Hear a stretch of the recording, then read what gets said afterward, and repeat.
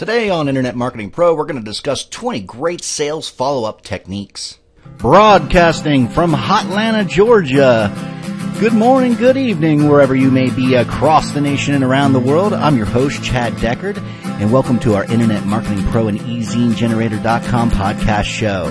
Our shows will cover how to grow your business, as well as topics on tips, tricks, and techniques, digital lifestyles, the future of finance, entrepreneurship, and preeminent professional Internet marketers.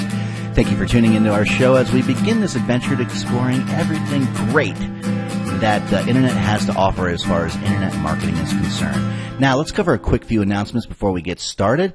And I'd like to announce that this is our 1-year anniversary that Internet Marketing Pro has been on the air. And this is our 60th episode, and we have many great guests and episodes to bring to you over the next year. And we hope that you tune in and that you continue to do so. We hope that you also give us some feedback, because I really appreciate getting feedback, and that's what motivates me to continuously put these new shows together for you all. I'd also like to invite you to subscribe to this show yourself so you can take it with you wherever you go on your mobile device on either YouTube, iTunes, Stitcher Smart Radio, Zune, Geekcast, and many other syndicates. If you like our show and find it resourceful, please do your social network a favor and share, like, post, leave a comment to our show. And also be sure to visit eZineGenerator.com and become a free member of our highly resourceful total online presence community to get exclusive access to thousands of quality marketing resources at your fingertips. And finally, be sure to review our past archived shows on iTunes, Stitcher Smart Radio, YouTube, and Zune. Now, let's get down to business. How well do you hustle your business? Taking someone from I'm interested to sale can be a very long road of multiple follow-ups. I reached out to some sales pros recently and asked them this very question. How do you follow up effectively? What techniques do you use to increase your chances of a successful follow-up from a party that's shown interest in your product? All conditions are different, and different points of the sales cycle require different follow-ups, regardless. And here are 20 somewhat universal tips that, you can work on that are used in a lot of situations. So I'm going to begin with number 1, and that number 1 is give them something sweet. And whenever you're trying to engage with a potential customer, don't just contact them and ask them if they're ready to buy. Instead, present them with a taste of like cheesecake. That's something sweet. And people like it, so give them something that they're going to like or going to need, or something that's going to just whet their taste buds. And this was basically said by Rafe Gomez, the owner of VC Inc. Marketing, quoting a sales mentor, the late Steve Florio, the former CEO of Condé Nast Publications. And what Florio was getting at was the need to present them with something sweet, appetizing, and irresistible that would be of value and interest to the prospect. And this could be a new product development, a competitive information, a market intelligence, original research, or a new customer success story, or even a new business from a company in a similar industry. And when you present the valuable cheesecake that are baked with the prospect customer in mind and are specific to his or her unique needs, goals, and challenges, it becomes very simple to move quickly to the close. Number 2, don't be a distraction. Ask smart questions. Knowing as much as possible about their business and asking smart questions that reflect you have done your homework and will use the little valuable time you may be given to optimal success. This was what's said by Arturo Riera, a marketing consultant for the Academy of Art University.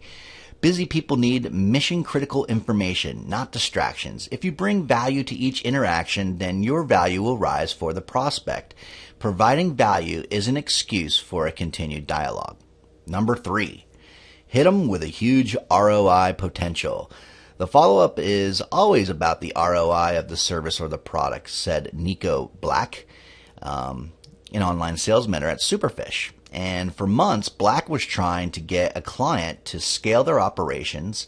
And at an ad tech conference, Black recognized the company's CEO from his LinkedIn profile picture and asked him, how come you guys are X big and weren't making 100-fold with you guys as we should. The CEO went back to the headquarters and black closed that 100 times sale. So obviously doing your homework and hitting them up with a huge ROI is definitely, it speaks like money's talks, Number 4, get a foot in the door with a simple yes. A standard sales tactic is to get agreement on anything. The more that you can get a prospect to say yes to a series of questions, especially if they require some sort of action on their part, the more they invest in your relationship. A simple request to ask for a connection on LinkedIn is just that way. And being connected with prospects makes it easier to earn their trust and communicate regularly. We all ask for LinkedIn connections, but most of us do it like we're collecting baseball cards. So how do you follow up on that connection? Well, if you have a robust profile, which you should if you don't, encourage your newly connected prospects to read your reviews to better understand how your customers feel about your work. Number 5, use Newsly to track prospect mentions on the open web. After you agree to connect via LinkedIn and Facebook, sign up for Newsly to see which of your contacts are making news. Whenever they're quoted in a story, send them a personal email congratulating them. If appropriate, add a comment on the post as well. All businesses are relationship businesses, and you've got to find a way to connect with your prospect on a personal level. Find creative ways to season your communications with things that will engage them personally. Number 6, a handwritten thank you note combined with a well-timed email. Many people threw out the advice of sending a handwritten thank you note a long time ago, but it's not out of style. With emails flooding in by hundreds every day, and everyone's first tactic is to just delete as many messages as possible, a personal written message is an anomaly. A handwritten card shows you really took the time to communicate, and it will have the human touch. Alec Dinner suggests that you go even further to take advantage of the best timing possible and send that handwritten note out the same day of the meeting. On the day that you think the letter will arrive, put a reminder in your CRM or customer relation management system to follow up with an email on the next tactic. So this makes it easy for the prospect to follow back up with you, and it keeps you in the minds of the prospect. Number 7, provide a free audit. One creative way we guarantee sales follow-up is by showing potential clients where they are lacking and how we can help them in those regards. We provide a mini site analysis and competitive review at the proposal stage, said by Danielle Kachuk, a digital strategist for the Collation Technologies. This way that we get to see our commitment to our clients, our willingness to go above and beyond, our breadth of knowledge, and how their current tactics are probably further behind in the internet game than they even thought. So showing that you are willing to provide some services on the house makes clients more inclined to continue communications with you. Number 8, position the ball for the next shot. Professional billiard players plan 2 or 3 shots ahead to position the ball for success. It's imperative for salespeople to follow the same strategy by planning follow-up during the meeting with the prospective client. Before concluding the conversation with your prospect, gain your prospect's agreement to the next step. This can be as simple as asking, what is your next step? And if you don't solidify your follow-up move while meeting with the buyer, then you're not positioning yourself for the next shot at the sale. And before the conversation about your next step concludes, make sure that you schedule your response. If they are not the decision maker, ask them when they'll have a chance to speak with that person. Make them commit to it and get them to follow up with them on a calendar. Agreement and scheduling on next steps allow you to preempt the follow-up and avoids the need to chase after prospects. Number 9, add them to your mailing list. Sometimes follow-up requires that you just be on top of mind and aware of your services when they need you. This can take the form of connecting via social networks, but even more effective via newsletter. This can help accelerate your introduction to ideas, perspectives, tips, and advice, and give the people some common ground during a future one-on-one follow-up. Number 10, align content delivery to stages of the buying cycle. By asking questions that look at customers' point of view, you'll be able to deliver content prospects that are eager to see when they need to see it. And that doesn't mean to send them a white paper of your products and services upon the first engagement. Leave that for a later discussion. Instead, I suggest asking questions such as, did the last product service that you purchased in this area work well? If so, why or why not? What would you like to see happen if you could create the product service yourself? Are you following anyone or any company in the industry that you think has done a good job at this? And the next question would be, if you could, who in the industry would you want to talk with to get more insights on this? And finally, what types of information would be most helpful to you in your buying cycle with this product or service right now? If you get answers to any of those questions, especially the last one, you'll be able to deliver content that they want and, more importantly, fill a need at each point of their billing cycle. Number 11, crash the party. It's easy for someone to delete your email. It's not easy for them to tell you to go away if you're standing right in front of them. Peter Mullen, an independent business developer for startups, was looking to land some business for his client, Bizaboo, a mobile app for events, with Silicon Valley for its annual Global Entrepreneur Conference at TiCon. Mullen took the aggressive but risky tactic of trying to crash a weekly management meeting at their Silicon Valley office. He waited in the outer office section, not really sure if he would even get a chance to talk to anyone with authority. When the management meeting concluded, he was introduced to one key person who admitted he was already far down the path of selecting a competitive mobile event application, but still agreed to take a look at Bizaboo. Mullen demoed the app, which led to further conversations and ultimately a 3-year contract with the conference after a subsequent and extensive review process.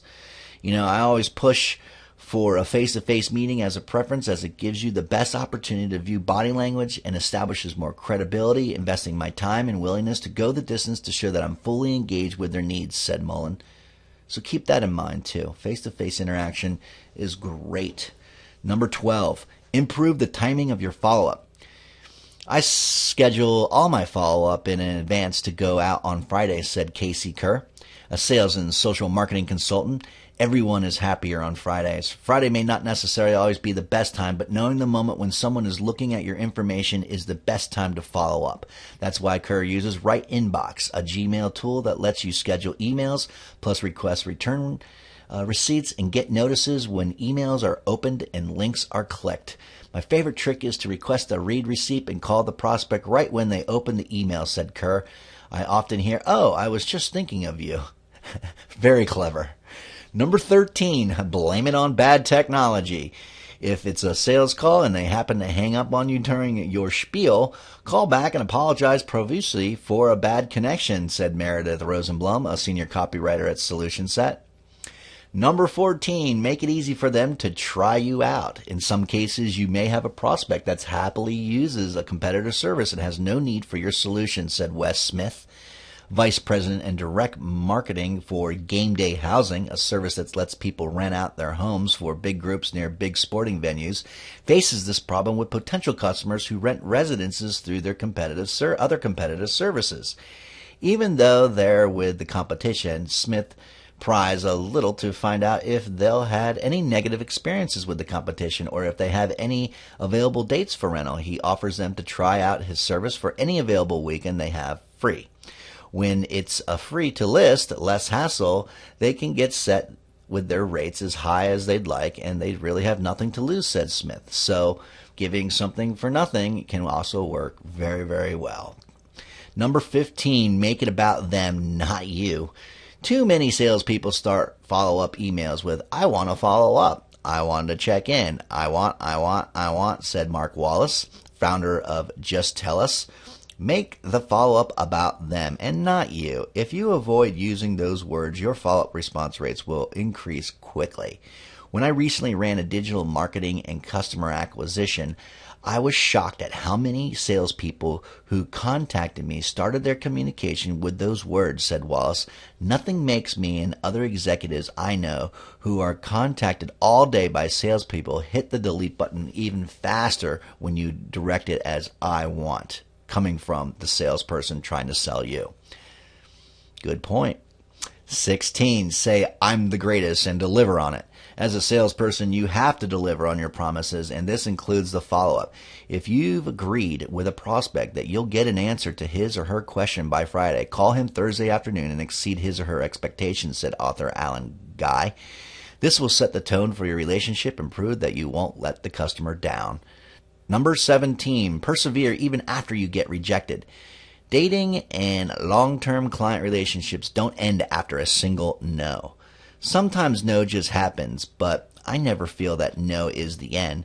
If we get a rejection, I always think of creative ways to add value to a client or a company to keep the relationship alive, especially if it's a client I really like, said Paula Hare, founder of Hair Stringens.